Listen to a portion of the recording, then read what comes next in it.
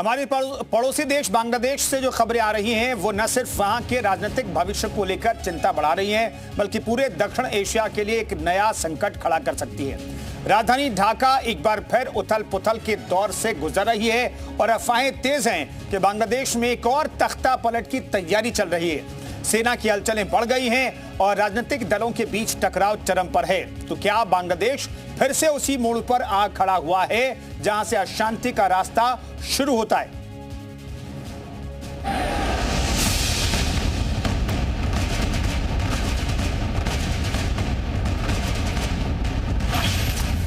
बांग्लादेश में तख्ता पलट की तैयारी।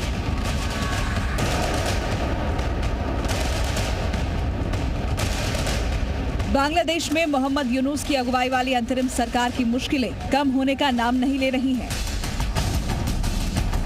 बांग्लादेश में एक बार फिर तख्ता पलट की अटकलें तेज हो गई हैं। बांग्लादेशी सेना के प्रमुख जनरल वकारुज़्ज़मान ने यूनुस सरकार को अवैध करार दे दिया है, जिससे बौखलाए मोहम्मद यूनुस ने इस्तीफे की धमकी दी है। इस बीच राजधानी ढाका में एक बार फिर हिंसक प्रदर्शनों का दौर शुरू होने की आशंका जताई जा रही है। ताजा हालात जैसे हैं उसके हिसाब से यहां पर तख्ता पलट से इनकार नहीं किया जा सकता। यूनुस का होगा गेम ओवर। यूनुस और बांग्लादेशी सेना में तकरार जग जाहिर है। यूनुस ने अब तक बांग्लादेश में चुनाव नहीं कराए हैं, जिससे सेना ने उनकी अंतरिम सरकार को अवैध करार दिया है। यूनुस इसी बात से बौखलाए हुए हैं और इस्तीफा देने पर भी विचार कर रहे हैं। ऐसे में जल्द ही यूनुस का गेम ओवर हो सकता है। 9 महीने पहले और 9 महीने बाद। 9 महीने पहले बांग्लादेश में शेख हसीना का तख्ता पलट हुआ, जिसके बाद बांग्लादेश में अंतरिम सरकार बनी। मोहम्मद यूनुस को उसका प्रमुख बनाया गया, लेकिन अब मोहम्मद यूनुस और बांग्लादेशी सेना के बीच तनाव बढ़ रहा है। लिहाजा बांग्लादेश एक बार फिर अराजकता के मुहाने पर है। बांग्लादेशी सेना के प्रमुख जनरल वकारुज़्ज़मान ने यूनुस सरकार को अवैध करार दे दिया है। बौखलाए मोहम्मद यूनुस ने इस्तीफे की धमकी दी है। ऐसे में सवाल यह है, क्या इस्लामिक कट्टरपंथी सत्ता पर कब्जा करेंगे? बांग्लादेश में कब कब हुआ है तख्ता पलट, ये आपको आगे बताएंगे, लेकिन उससे पहले शेख हसीना के तख्ता पलट और उसके बाद उपजे सियासी हालात को समझते हैं। बांग्लादेश में तख्ता पलट 5 अगस्त 2024।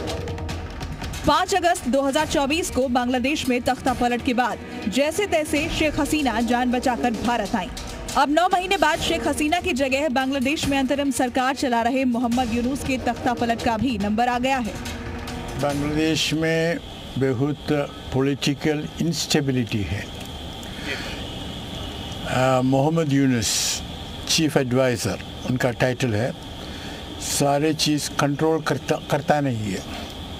अभी बांग्लादेश का आर्मी चीफ मोहम्मद यूनुस को कहा है, देखिए आप दिसंबर में चुनाव होना चाहिए, और मोहम्मद यूनुस वो न कहा कि वो करेगा। उन्होंने कुछ कहा और किसी को कहा दिया कि मैं रिजाइन करता हूँ। पिछले साल तख्ता पलट के बाद शेख हसीना ने मोहम्मद यूनुस को लेकर एक बड़ी बात कही थी। शेख हसीना ने कहा था कि यूनुस ऐसे शख्स हैं जिसे लोगों से कभी मोहब्बत नहीं थी। यूनुस ने गरीबों को छोटे छोटे कर्ज ऊंची ब्याज दरों पर दिए और इस पैसे से कई देशों में ऐशो आराम की जिंदगी जी। उस वक्त हम यूनुस की चालाकी नहीं समझ पाए, इसलिए उसकी मदद करते रहे, लेकिन इससे लोगों को कोई फायदा नहीं हुआ, सिर्फ यूनुस अमीर होते गए। बाद में उनमें सत्ता की भूख पैदा हो गई, जो आज बांग्लादेश को जला रही है। इसके अलावा बांग्लादेश की पूर्व पीएम शेख हसीना ने एक और बात कही थी। शेख हसीना ने कहा कि मैं जिंदा हूँ, अल्लाह मुझे जरूर मौका देगा, इसलिए अल्लाह ने मुझे जिंदा रखा है, मैं आ रही हूँ। प्रदर्शनों का गढ़ बन सकता है ढाका। शेख हसीना बांग्लादेश पहुंचेंगी या नहीं, ये कहना तो मुश्किल है, लेकिन इतना जरूर है कि इस वक्त बांग्लादेश में जिस तरह के हालात बन रहे हैं, उससे यही लग रहा है कि मोहम्मद यूनुस की अंतरिम सरकार का टाइम अब पूरा हो गया है। बांग्लादेश एक बार फिर अस्थिरता के मुहाने पर खड़ा है। इस बीच आशंका है कि राजधानी ढाका एक बार फिर से प्रदर्शनों का गढ़ बन सकती है। क्योंकि बांग्लादेश के आर्मी चीफ जनरल वकारुज्जमान ने मोहम्मद यूनुस को चेतावनी दे दी है।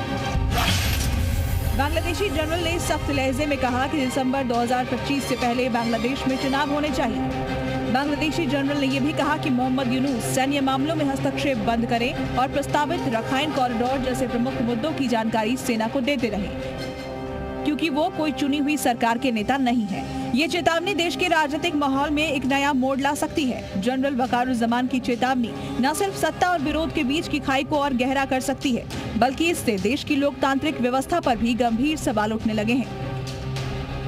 बेशक बांग्लादेश आर्मी ये डिमांड प्रोजेक्ट किया क्यों, वो यूनुस ने वो रिजेक्ट करेगा और उसके बेसिस आर्मी को